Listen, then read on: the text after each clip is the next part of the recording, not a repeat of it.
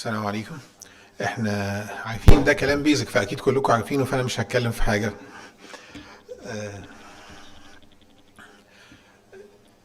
احنا عارفين طبعا ان الكورنيال كروس لينكينج it's an FDA approved procedure, minimally invasive intervention aiming at stiffening or increasing the strength of a weakened cornea by using ultraviolet rays and riboflavin vitamin B12. Modifications have been made to this technique not only to modify the riboflavin formulation, but also to increase the procedure time and to add more benefits or more applications to this procedure. Normally, the cornea is formed of stromal collagen lamellae and fibers with bridges and crosslinks between these fibers.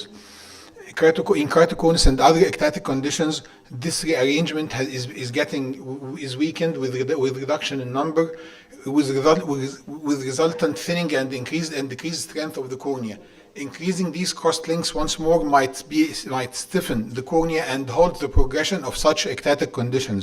In 1997, the first report about corneal collagen crosslinking was done by Sporel et al. And as shown here, fewer crosslinks between the lamellae. Definitely, this tissue is weaker than the tissue on the right-hand side, with more crosslinks between the lamellae, making it stronger. And by electron microscopy, they demonstrated a 25% increase in fibers per unit area, from 49 fibers per 400 nanometer square to 62 fibers per 400 nanometer square, which definitely adds to the strength of this cornea. At the molecular level, crosslinks occur based on enzymatic or glycosylation or oxidative pathways. The enzymatic pathway is age-related and occur as reactions from lysyl oxidase enzyme as part of the natural aging process. Non-enzymatic glycosylation as a resultant of accumulation of advanced glycation end products commonly occurs in diabetics as part of the Maillard reaction, which is the non-enzymatic Browning reaction, and these processes may explain a delayed reduced rates of keratoconus progression above the age of 40 and diabetics, though this does not 100% apply, but it's the more common. In corneal cross-linking, we use ultraviolet A and riboflavin to promote cross-linking of the cornea through the oxidative and the glycosylation pathway. The oxidative pathway, the crosslinks, utilizes ultraviolet A and riboflavin as a photosynthesizer to create inter and intrafibrillar stromal collagen crosslinks through two different biomechanical reactions.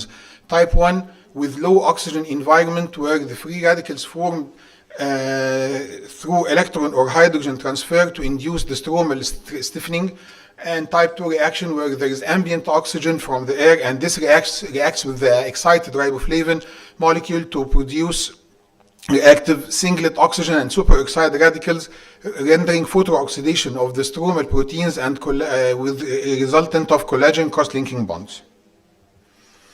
While in the glycosylation pathway, the riboflavin and ultraviolet A promote glycosylative cross-linking with proteoglycans and collagen fibrils via advanced glycation end product-mediated mechanisms. Riboflavin functions also as an optical buffer to the ultraviolet A rays, as it absorbs the ultraviolet A, thus reducing the risk of damage to the posteriorly located structures, the crystalline lens, the corneal endothelium, and the retina. And it is reported that at depth of 300 microns, the cytotoxic keratocyte effect of ultraviolet irradiance of 0.5 milliwatt per centimeter squared is reached. And that's why most of the protocols stop 100 microns at the level of 300 microns depth, and deeper than this, we are worried about getting an endothelial damage from the ultraviolet rays we are using.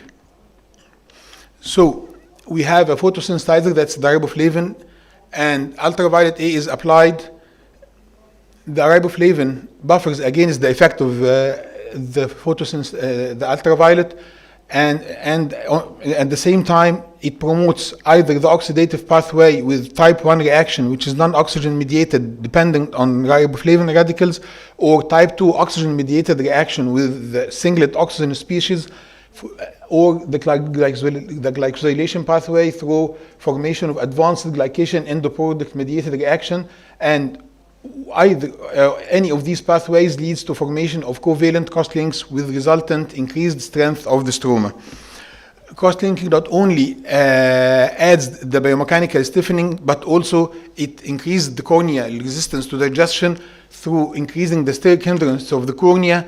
It also causes of intercalation of nucleic acids to stop microorganism replication, and generation of the oxygen species attacks both the cell membranes and the nucleic acid of microorganisms. And these form the basics of what Dr. Mohammed will speak about in PAC cross-linking, or photoactivated chromophore cross-linking for corneal infections. The outcomes of cross-linking are influenced by the fluence in joule per centimeter square, and modifying the fluence helps us to either decrease the procedure time, or through increasing the ultraviolet exposure and decreasing the ultraviolet exposure time and increasing the power, or through increasing the fluence to reach better cross-linking bonds without getting to too deep levels, which is the basic of either the accelerated or the thin cornea protocol. The outcome is also influenced by presence of continuous or pulsed ultraviolet light, and this allows for better oxygenation with pulsed light, presence of the epithelium as it prevents the penetration of the riboflavin, the concentration of the riboflavin, which can help us to modify the corneal thickness with hyperosmolar riboflavin, the corneal thickness from the beginning, the oxygen level and consumption, if we are considering the oxygen-mediated pathways. Finally, our demarcation line, and this is an indicator of the keratocyte apoptosis, where the effect or the cross-linking effect stopped, but this is not the same in all corneas. This depends on the available cross-links, which can be saturated, and the stiffness is not the same with the same application for each cornea. Stromal penetration of the demarcation line seems to be inversely proportional to the ultraviolet power used. And I think this is the end of my talk. Thank you.